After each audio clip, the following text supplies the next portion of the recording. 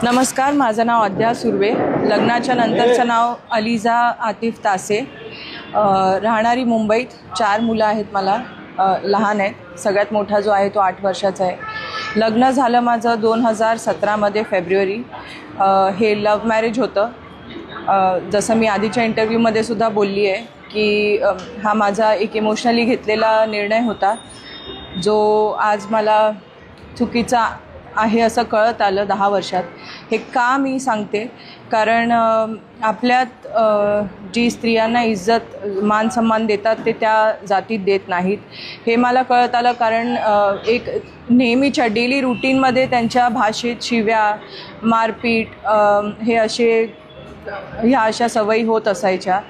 त्यातही करून माझी सासू गुलशन तासे उर्फ गुलशन पटेल, तिला लेडी डॉन म्हणतात, मीरा भाईंदर एरियामध्ये. आणि आज तिची फॅमिली, आज किती वर्ष पटेल फॅमिली ही नावाजून आहे. क्रिमिनल रेकॉर्ड्स आहेत त्यांच्या अगेन्स्ट कितीतरी, आणि त्यांच्याकडनं खूप छळ झालेला आहे. तो हे खरं तर बोलायचं म्हणजे मला खूप तयारी करावी लागली, कारण माझी 4 लहान मुलं आहेत. मला हे सगळं करायचं नव्हतं. मला माझं घरही सांभाळायचं होतं, संसारही तोडायचा नव्हता.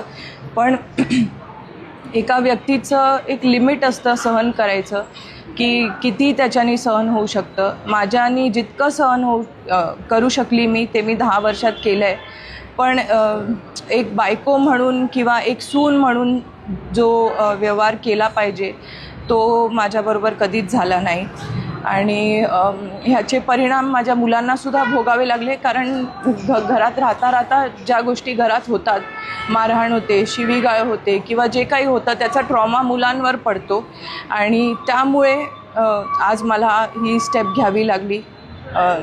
आणि तुम्ही म्हणताय की तुमच्या लग्नाला 10 वर्ष पूर्ण झाले. 10 वर्षात कधीपासून तुमची छळवणूक सुरू झाली? कधीपासून तुम्हाला कळलं की तुमची सासू लेडी डॉन आहे? लग्नाच्या पूर्वी तुम्हाला माहीत, कारण लव्ह मॅरेज होतं तर लग्नाच्या पूर्वी काय बॅकग्राऊंड माहीत नव्हतं का? नाही, लग्नाच्या आधी मला नक्कीच माहिती नव्हतं हे सगळं, कारण कोणीही समोरून स्वतःच्या चुका सांगणार नाहीत की माझं बॅकग्राऊंड असं आहे, माझ्या घरात असं चालतं वगैरे. ते कोणी दाखवताना एक चांगली इमेजच दाखवणार. त्या हिशोबात मी विचार केला की ठीक आहे, एक जातीवाद न करता, तो विचार माझ्या मनात कधी आला नाही. एक इमोशनली म्हणून मी विश्वासाने त्या घरात गेली, एका माणसाच्या विश्वासावर गेली.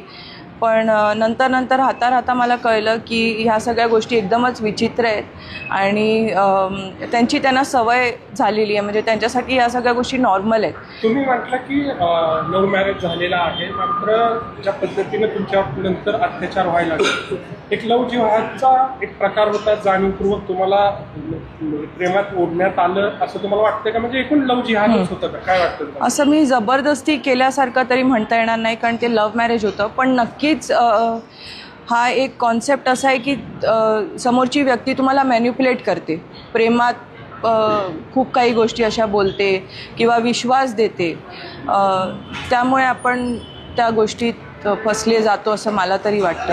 10 वर्षांमध्ये तुम्ही कधी पोलिसांकडे गेला होता? 10 वर्ष संसार केल्यानंतर सुरुवातीला पासूनच छळवणूक झाली की आता तुमची छळवणूक? आणि की लव्ह मॅरेज तुमचं झालेलं होतं, तुम्हाला धर्म बदलण्यासाठी कधीपासून दबाव सुरू झाला? छळ झाला की काही कधीपासून झाला छळ? आणि धर्मांतरासाठी कसा दबाव टाकण्यात आला, कसा आणि कधी धर्मांतरण केलं? हे धर्मांतरणविषयी बोलायचं तर माझं ज्या दिवशी लग्न झालं त्याच दिवशी आधी निकाह झालेला. त्याच्याशिवाय त्यांच्यात असं आहे की तुमचं लग्न व्हॅलिडच नाही आहे. म्हणजे जर निकाह नाही होत तर तुमचं लग्न व्हॅलिड नसतं. त्यामुळे तुम्हाला आधी निकाह करावा लागतो, तुमचं कन्व्हर्जन करावं लागतं आणि मग तुम्ही ऑफिशियली मॅरेज रजिस्ट्रेशन वगैरे. दबाव नव्हताच, पण ते एक काय म्हणतात त्याला, मॅन्युप्युलेशन म्हणता येईल. तुम्ही त्या दबावात येऊन धर्मांतरण केलं होतं? हो, कारण त्याशिवाय लग्न हे ॲक्सेप्टेडच नाही आहे असं त्यांच्यात म्हणलं जातं. तुम्ही धर्मांतरण जरी केलं असलं तरी लग्नानंतर बरेचशा, म्हणजे तुम्ही हिंदू होता, बऱ्याचशा हिंदू परंपरा असतात ज्या आहेत त्या जपण्याचं काम तुम्ही करत होता का? आणि समजा करत असताल तर त्याला तिकडून काही विरोध होत होता? मी सुरुवातीला करायची, पण नंतर असं होतं की ही गोष्ट एक्सेप्टेडच नाही आहे त्यांच्या धर्मात, की तुम्ही कोणाला अल्लाशिवाय, जे आपण अजानमध्ये पण ऐकतो 5 वेळी जे अजान आपण ऐकतो त्यातही म्हणलं जातं की अल्लाशिवाय आणि रसूल मोहम्मद रसूल अल्लाह शिवाय दुसरं कोणीच माबूद नाही, म्हणजे त्याची काही अस्तित्वताच नाही आहे हे आपण ऐकलं जातं. आणि तेच माझ्या डोक्यात नेहमी भरलं जायचं की ह्या सगळ्या गोष्टी करून तुम्हाला स्वातंत्र्य नव्हतं बरोबर? नाही. त्याच्यानंतर ती एक मिस अर्थ म्हणून कॉम्पिटिशन झाली हो. होती. की तुम्ही लग्नाच्या आधी का नंतर कसं? लग्नाच्या आधी मी फेमिना मिस इंडिया फायनलिस्ट होती आणि त्यानंतर लगेच माझं लग्न 2ऱ्या महिन्यात झालं. ज्यावेळी मी फायनलिस्ट म्हणून हे झाली त्याच्या 2ऱ्या महिन्यातच माझं लग्न झालं.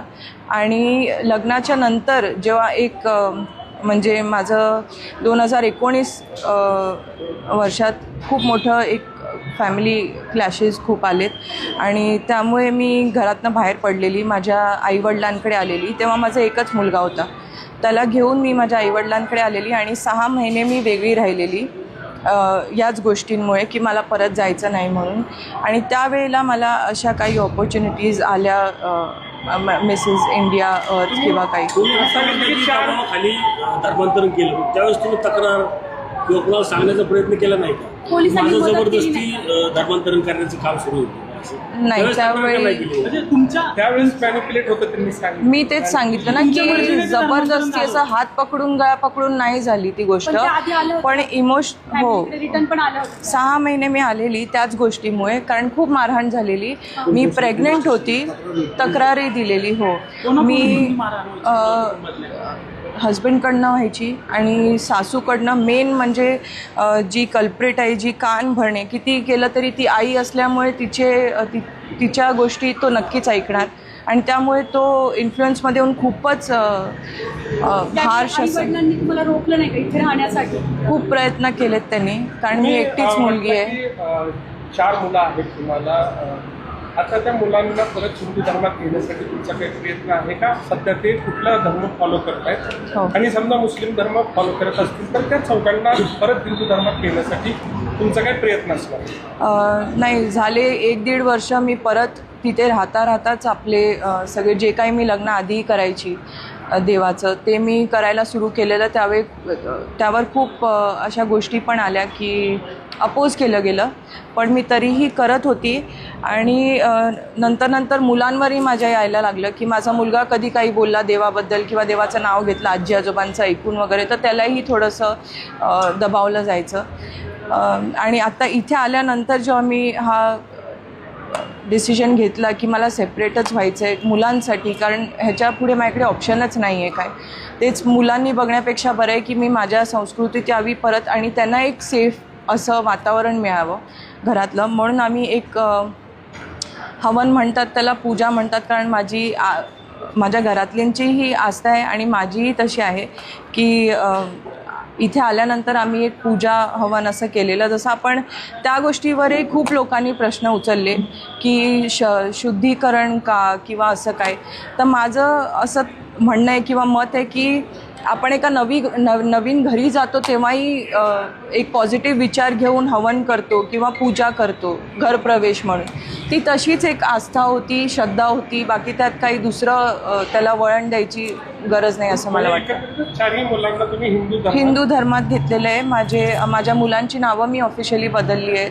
माझ्या मोठ्या मुलाचं नाव मी ओम ठेवलं आहे, मुलीचं अर्णिका ठेवलं आहे, 3ऱ्या मुलाचं नाव कृषिव आणि 4थ्याचं रुद्र असं ठेवलं आहे. तुमच्या त्या 2 जावा आहेत त्याही हिंदू होत्या आणि त्यानंतर मुस्लिम कन्वर्ट होत्या.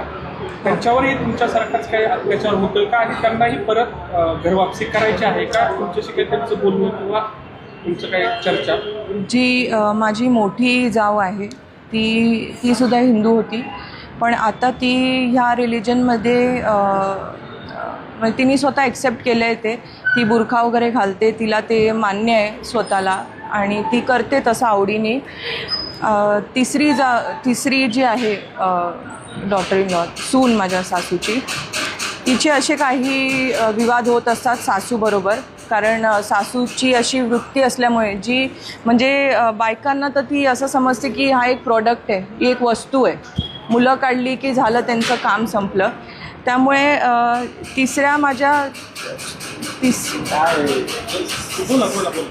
तिच्या नी सुद्धा कंप्लेंट केलेली आहे. गेल्या वर्षात एक कंप्लेंट केलेली. तिला लग्न होऊन हार्डली 2 वर्ष झाली आहेत. तिला 1 वर्षाचा मुलगा आहे आता. पण तिने गेल्याच वर्षी एक कंप्लेंट केलेली की तिला जबरदस्ती काही मांस वगैरे खाऊ घातलं. तिचं